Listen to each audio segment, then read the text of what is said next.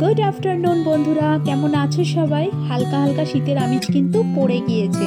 আর আমি সকালে যখন মেয়েকে স্কুলে দিতে যাচ্ছিলাম, দেখো এইভাবে মুখে বেঁধে নিয়েছি। তার কারণ কিন্তু খুব ঠান্ডা হাওয়া লাগছিল সকালের দিকটা। আর কি সুন্দর লাগছিল দেখো, অনেক অনেক সুন্দর লাগছিল। তো আমাদের ঠান্ডা ঠান্ডা কিন্তু পড়ে গেছে। খুব সাবধানে থাকবে তোমরা সকলে। আর চলে এসেছে শীতকালীন সমস্ত রকম সবজি, দেখো এগুলো খাওয়াও কিন্তু শরীরের পক্ষে খুব ভালো।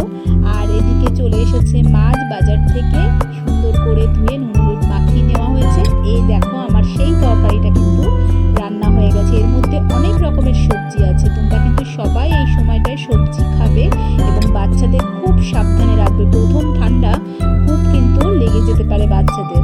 আর দেখো ফুলকপি দিয়ে আলু দিয়ে হবে আমাদের এই মাছের ঝোলটা।